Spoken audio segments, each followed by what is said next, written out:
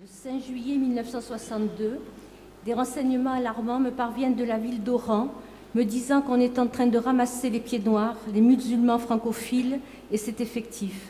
On les embarquait dans des camions, on les emmenait vers ce que l'on appelait les petits lacs, qui se trouvaient entre Oran et l'aéroport, et là, on les fusillait comme faisaient les SS, puis on les jetait dans le petit lac.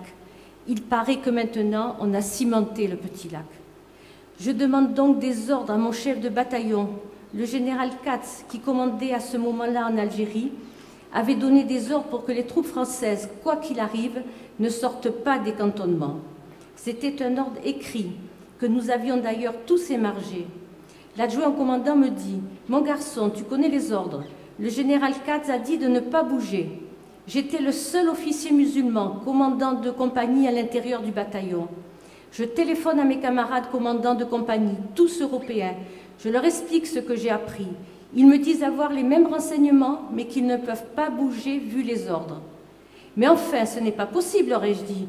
On ne va pas laisser les gens se faire trucider comme ça sans lever le petit doigt. Moi, je ne peux pas. Ma conscience me l'interdit. Je téléphone à l'échelon supérieur, au colonel commandant le secteur. Je tombe sur son adjoint et lui explique mon cas. Il me répond « Écoutez, mon garçon, nous avons les mêmes renseignements que vous. C'est affreux. Faites selon votre conscience. Quant à moi, je ne vous ai rien dit. En clair, je n'étais pas couvert. » J'embarque l'équivalent de quelques sections dans les camions dont je pouvais disposer et je fonce sans ordre sur Oran.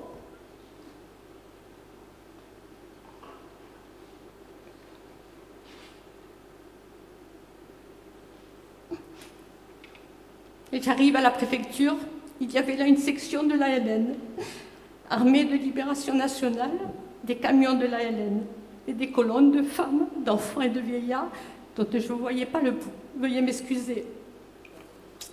Plusieurs centaines en colonne par 3 ou 4 qui attendaient avant de se faire zigouiller. J'avise une espèce de planton devant la préfecture et je lui demande où se trouve le préfet. Il me dit « Mon lieutenant, regardez, c'est ce monsieur qui monte. » En 4 ou 5 enjambées, je rattrape ce gros monsieur avec une chéchilla rouge.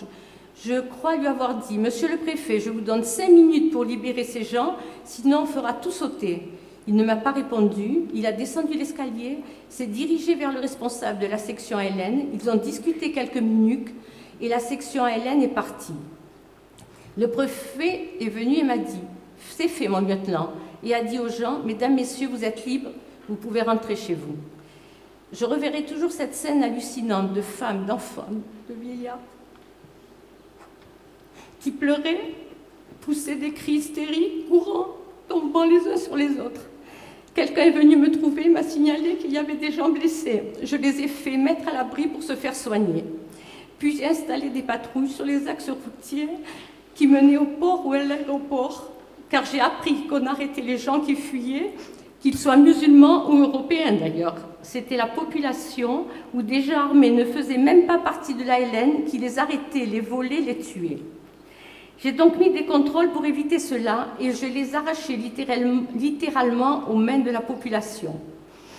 Au risque de ma vie, souvent, je les escortais jusqu'au port, parfois seule dans ma Jeep, avec tout simplement mon chauffeur et mon garde-corps. J'ai fait cela en ayant le sentiment de ne faire que mon devoir. En transgressant les ordres et en déployant ses hommes sur plusieurs kilomètres, le lieutenant Khelif a sauvé de très nombreuses vies. Pour cela, il a été sanctionné. Le général Katz, qui l'a convoqué, lui dira « Vous n'étiez pas arabe. Si vous n'étiez pas arabe, je vous casserai. » Le lieutenant Khelif a été immédiatement muté et rapatrié en France. Oran était la seule grande ville d'Algérie qui comptait plus d'Européens que de musulmans. Le 5 juillet, sur 220 000 Oranais pieds noirs, il ne restait que 20 000 à 25 000 Européens.